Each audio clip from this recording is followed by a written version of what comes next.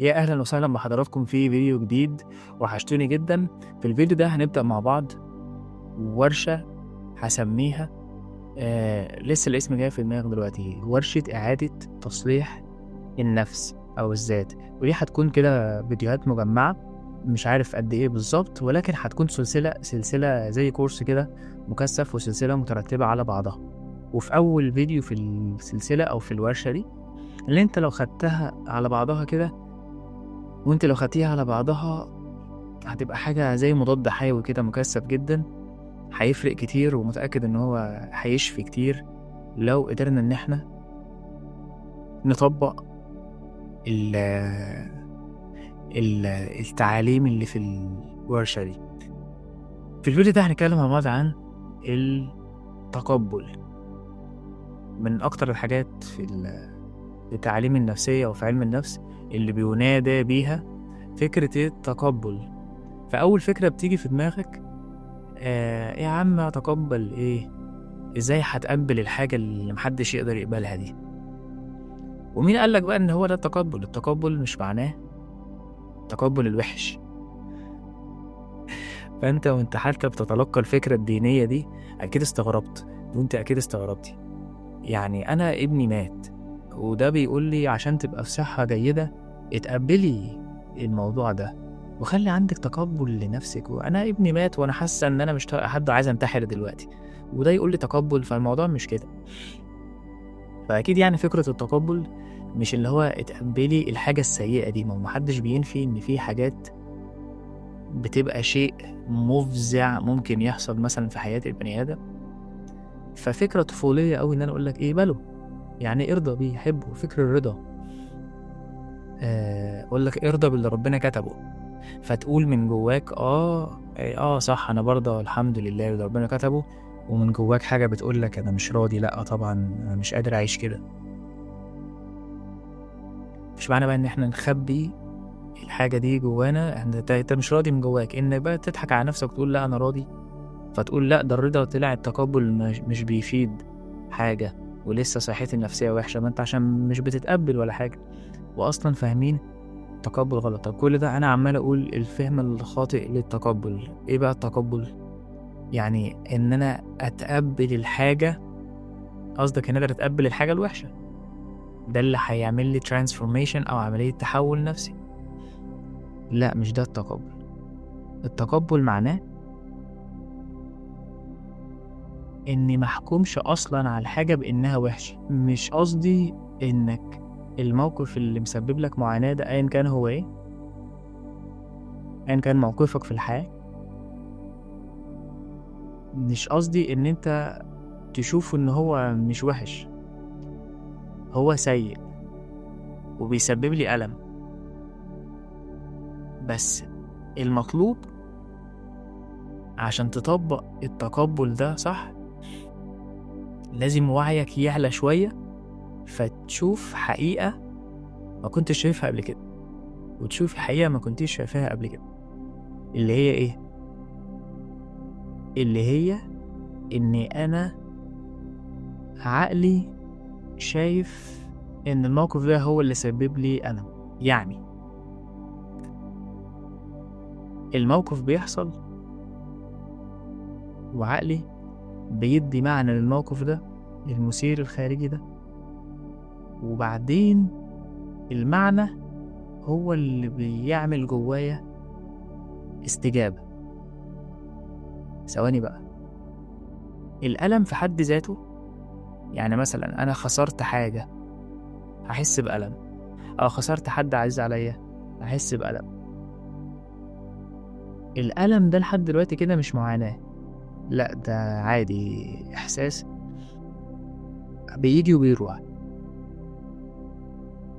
ولكن المعاناة اللي هي النفسية اللي هي بتستدعي الواحد اللي يقول لأ أنا عندي معاناة نفسية، أنا حاسس بتُقل طول اليوم وطول النهار والحياة عايز أنتحر بس مش عارف عشان حرام، طب وبعدين؟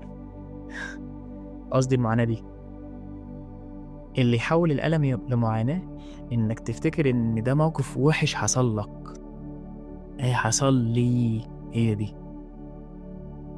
والقناة دي بقى والتعاليم دي أنا هاعملها لتصحيح الفهم ده، ما عندناش إحنا في فجوة ما بين علم النفس اللي كل الناس بتتكلم فيه وبين التعاليم النفسية الحقيقية اللي حتى بيتداخل فيها العلم كمان والفيزياء وكل الحاجات بتشاور للموضوع ده، إن أنت تبدأ تدرك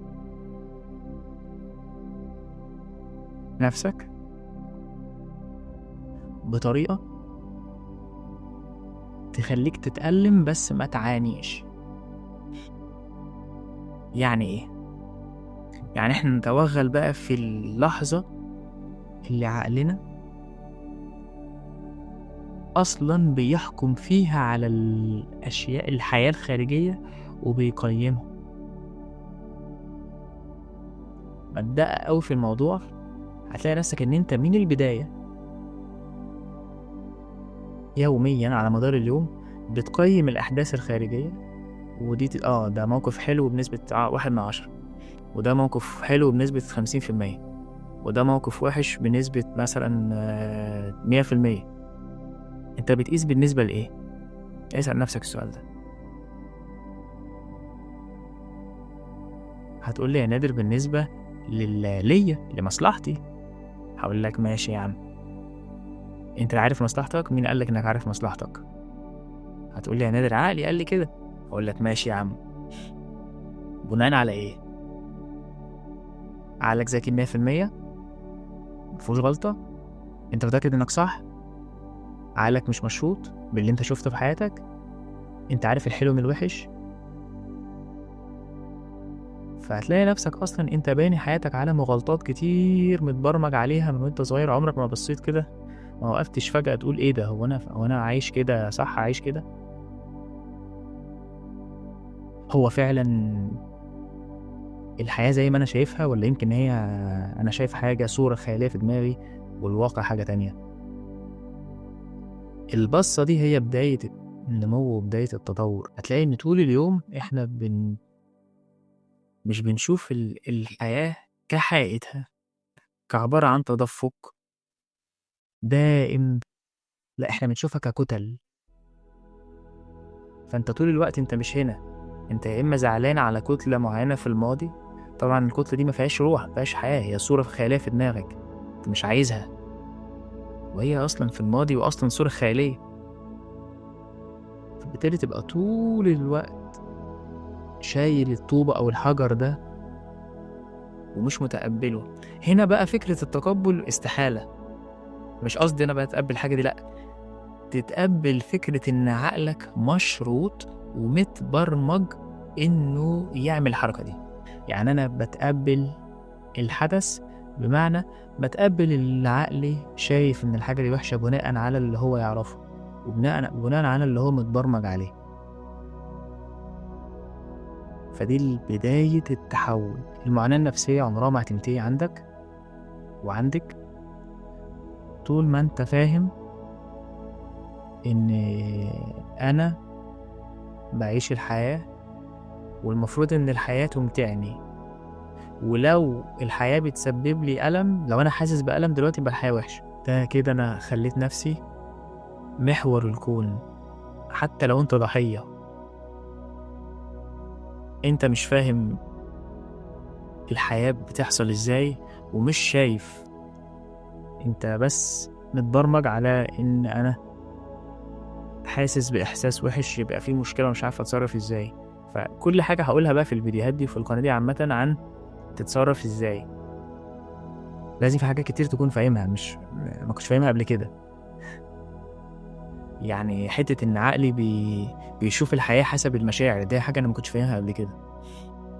والمشاعر على فكرة عبارة عن دواير، عبارة عن زي الجو زي ما قلنا قبل كده.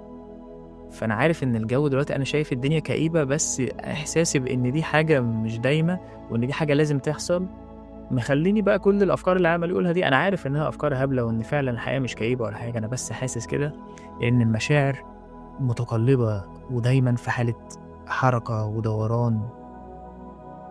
فأنا متقبل إن عقلي شايف كده. ففجأة يكون عندي إحساس إن أنا متقبل اللي أنا حاسس بيه، فيظهر إحساس بالتقبل أو إن أنا ما عنديش مشكلة إن أنا أكون حاسس الإحساس ده. فجأة يتحول من معاناة لألم عادي، فبالتالي ياخد وقته ويروح. مين فينا بيقول ما أكيد عارفين إن عقلنا ناقص، وعقلنا أي إنسان عارف بس اللي هو اتعلمه، وعارف بس اللي هو ورثه واللي شافه واللي شافه في مجتمعه واللي شافه في أسرته، لكن أكيد أنت عارف إن مش هي دي الحياة. إزاي بقى تحكم؟ أنت حاسس بألم، ودي حاجة أنا لا يمكن أنفيها، في إحساس بالألم طالع، ولكن التقبُّل مش باقول لك تقبّل الحياة بتاعتك دلوقتي اللي هي فكرتك عن الحياة، دي حاجة كبيرة أوي، مرحلة متقدمة شوية، لأ أتقبّل بس اللحظة دي، قادر إنك تعملها، مش ال5 دقايق دول لأ،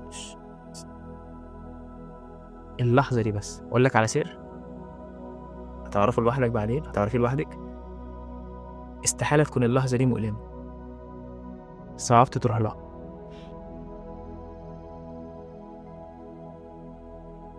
لو اللي أنتِ فهمتيه دلوقتي اللي إيه ده نادر بيقول لي عيش اللحظة، يا عم ما سهلة دي كان أي حد يعرف يعملها. الناس بتتكلم عن فكرة عيش اللحظة ديّة، ده كلام تافه. يا حبيبي ده صعب جدًا، ده أنت تقدر تعيش اللحظة؟ أنت بيتهيأ لك إنك عايش اللحظة، لكن أنت بتكون زي ما سألت قبل كده وقُلت لك أنت تقدر تحضر النَفَس كلّه، عملية التنفس كلّها كاملة تقدر تحضرها؟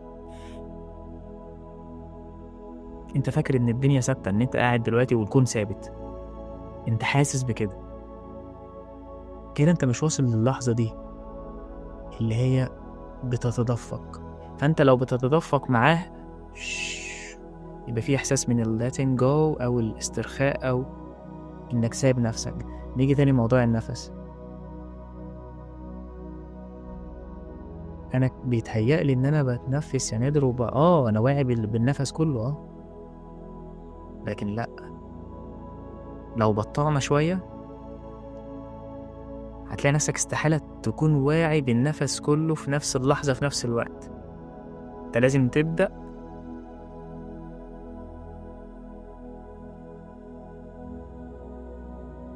بعد كده النفس يطلع،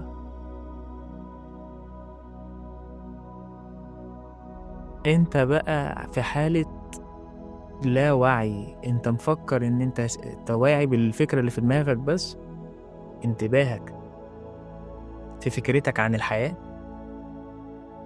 والحياة نفسها ماشية. وأنا باقول تكون واعي باللحظة دي، لو قدرت إنك تقفش الحياة اللي شغالة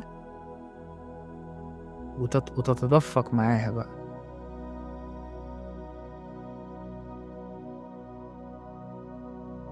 هتلاقي إن أصلًا أنت كنت بتضيّع فرصة إنك تعيش الحياة عن طريق إنك سايب انتباهك لأفكارك وتفكيرك، فالأفكار الذهنية دي أنت مفكر إن أنت كده عايش الحياة، ولكن أنت عايش عقلك، أنت عايش الصور الذهنية اللي عقلك بيديها لك. تقبُّل الحياة مش فكرتك عن الحياة. والتدريب بتاع الفيديو ده هو إنك تبدأ تدرّب على التدريب اللي قُلت لك عليه ده، راقب كده وشوف لو تقدر تحضر النَفَس كلّه، التنفس كلّه من أوله لآخره. أنت بتبدأ التنفس وبعد كده لحد ما أخدت الشهيق كلّه وبعد كده الزفير كلّه، فبالتالي خلّيك بقى في النقطة المتحركة دي.